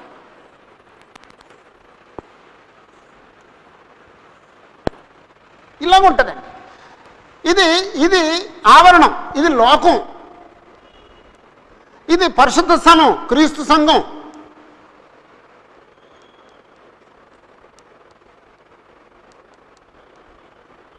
ఇది అతి పరిశుద్ధ స్థలం, పరలోకం. అహరోను రక్తం తీసుకుని ఎక్కడికి వెళ్ళాడండి? భౌతికమైన గుడారంలోకి వెళ్ళాడండి. యేసుప్రభు రక్తం తీసుకుని ఎక్కడికి వెళ్ళాడండి? పరలోకానికి వెళ్ళాడండి. ఇది ఎప్పుడు చెప్పుకోలేదమ్మా మనం? నిజమా అమ్మా? అందుకే మీరు మాట్లాడలేదు. టక్కని చెప్పాలి సమాధానం. చెప్పలేదంటే అప్పుడు నాకు అర్థమైంది. మనం అంటే ఇది చెప్పడం మీరు వినలేదు. సారీ అమ్మా.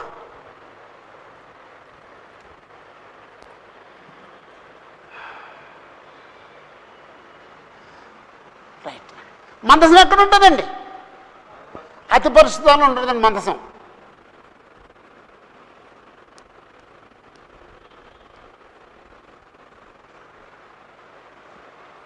కాబట్టి భౌతికమైన యాజకులు అతి పరిశుద్ధంలోకి సంవత్సరానికి ఒకసారి వెళ్ళేవారండి,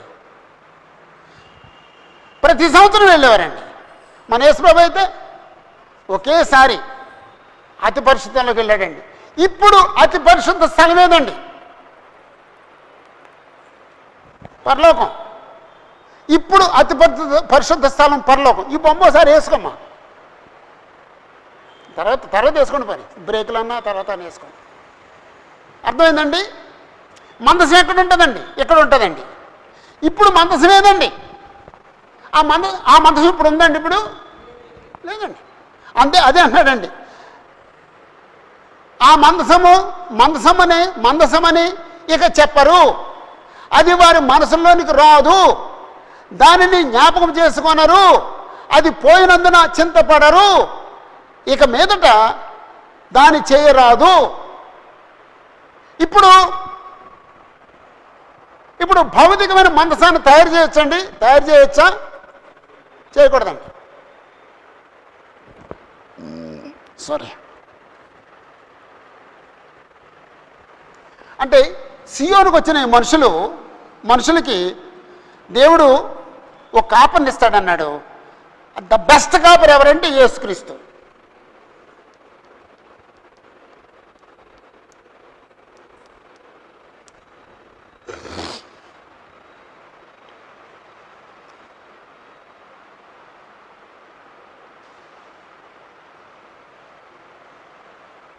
నాకు గుర్తు చేయి, మళ్ళీ బ్రేక్ తీసుకొని వచ్చిన తర్వాత వచ్చిన చెప్పాలి, అది గుర్తు చేయి నాకు. ఓకే. ఇక్కడున్న మనుషులు మందసాన్ని గురించి ఆలోచించరు. సరే, వెళ్ళే ముందు మాట, అక్క ఎవరిళ్ళు మందసాన్ని గురించి ఆలోచించని ఈ సియోన్లో ఉన్న మనుషులు ఎవరు? విశ్వాసులు. ఇంకో మాట చెప్పు, మనమే. ఇంకో మాట చెప్పు, క్రీస్తు సంఘస్థులు. అంటే ఇప్పుడు ఈ 14b నుండి దేని గురించి మాట్లాడుతున్నాడు అనమాట అండి? క్రీస్తు యొక్క సంఘాన్ని గురించి మాట్లాడుతున్నాడండి.